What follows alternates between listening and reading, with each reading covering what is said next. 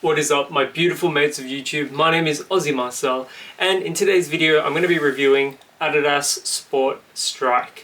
But before I get into the review, if you enjoy my content but you haven't subscribed to the channel yet, just hit that big red subscribe button down below. Subscribe to the channel, like the video, all of that usual YouTube rigmarole. You know, it does help me out, and I love knowing that you guys enjoy the content that I'm making. So, thank you.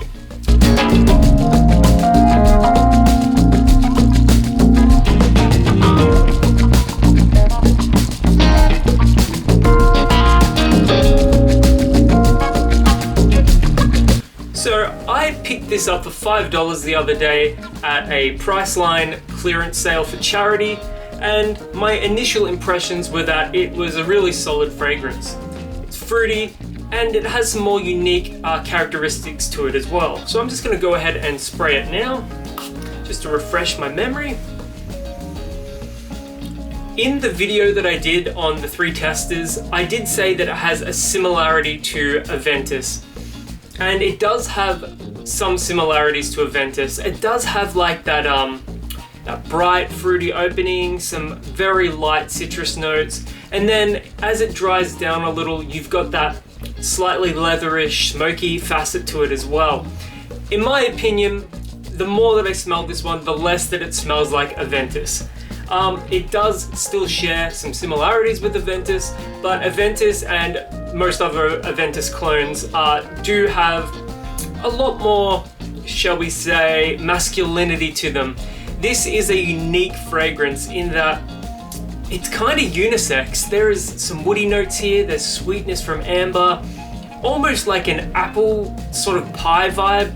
I don't exactly know how to explain it, but it reminds me of like if you take a slice of an apple pie and take a smell, it's got that like slightly spiced apple sweetness to it. That's sort of what this is.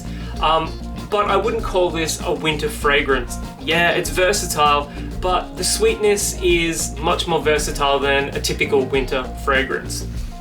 The smokiness is on the gentle, more subtle side, but it is there once you let it dry down a little bit, as is some sort of basic, very chemically leathery facets as well.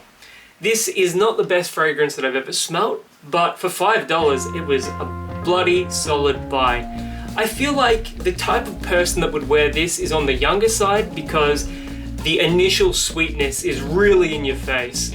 But that's not saying that an older gentleman or an older woman couldn't wear this as well. There's enough to this one where I think most people are going to be pleased by the way this one smells. For me though, I do typically like a darker fragrance, something where if it does have smokiness, I want that in my face. I want it to punch me in the face with the smoke. This doesn't have that. It's much more subtle, much more gentle. And one exception I will admit would be Yopom Absolute. That smokiness is gentle, but it's like front and center, whereas the smokiness and the leather qualities in this take a back seat to some of that sweetness and the fruitiness. So, in conclusion, I would probably give this one a 6 out of 10. For $5 though, it's a great buy, but if you're gonna pay full price for it, so around the 35 to 40 Australian mark, I don't know if I can recommend it for that particular price. But if you can get it for around, say, 20 bucks, maybe take a chance on it.